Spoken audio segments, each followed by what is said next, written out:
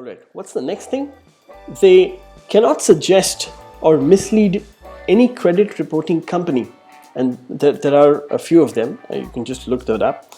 But they can't mislead any credit reporting company about your credit or your credit accounts, or alter your identity to change your credit history.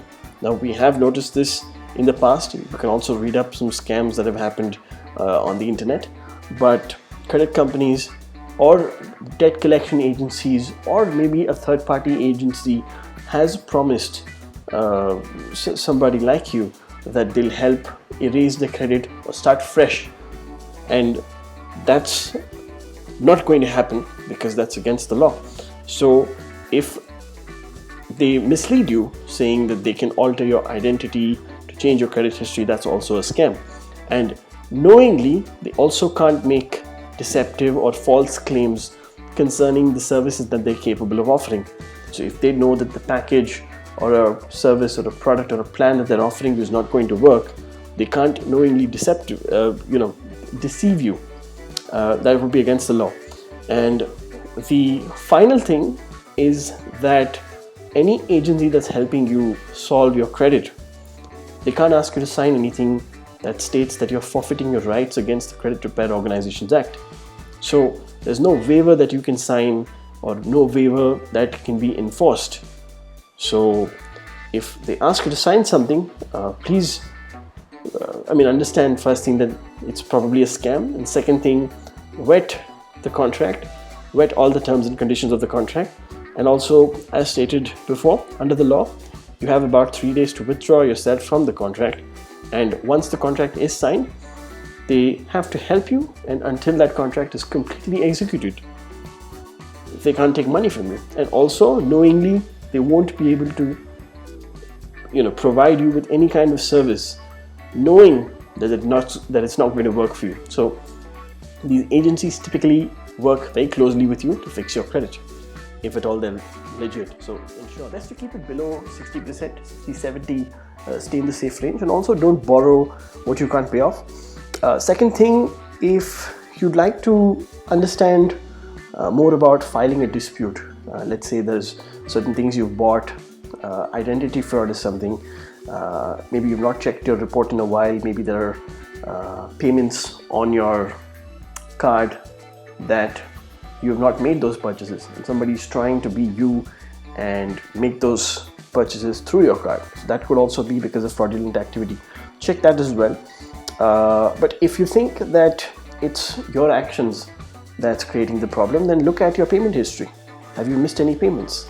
If you've missed payment, that's going to stay on your credit report for 7 to 10 years. And take the account of the size and how recent your debt is. The bigger your debt, the more recent your missed payments, the worse your score will be. And typically it takes time. Let's say you start paying it off on time now, it's going to take a couple of weeks to a few months, or in some cases even a few years to repair your credit. And another thing is you've got to look at paying off the complete account balance. So let's say you borrowed $10,000. You don't pay off just the minimum payment. You pay off the entire $10,000. And if you look at it from one payment cycle to another, it's best not to think that you'll go ahead and buy something today that can help you get the immediate satisfaction that you need. But you're also predicting at the same time that, okay, I'm going to earn this much, there is going to be job security, and that you'll pay it off over time. That's not a good approach. A better approach would be that if, let's say, you're earning a certain amount, let's say X, in month 1, and you can afford to pay 1/5 of X, which means 20% of X, then only spend that much on whatever you're spending on, and not try to predict that you'll receive the same salary or the same amount of cash flow for the next year. So you just make one big purchase now and that can be paid off. So that's not a good approach. Another thing you can look at is to consider how many credit accounts you have.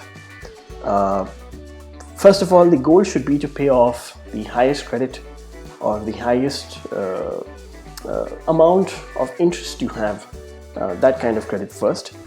Once you have the discipline of doing that, you can go ahead and think about your overall credit history and look at the number of credit accounts you have. Maybe the reason you have a bad score is that you just have maybe one card and you have a lot of utilization, which means on one card you're putting all your purchases and the credit limit's not that high.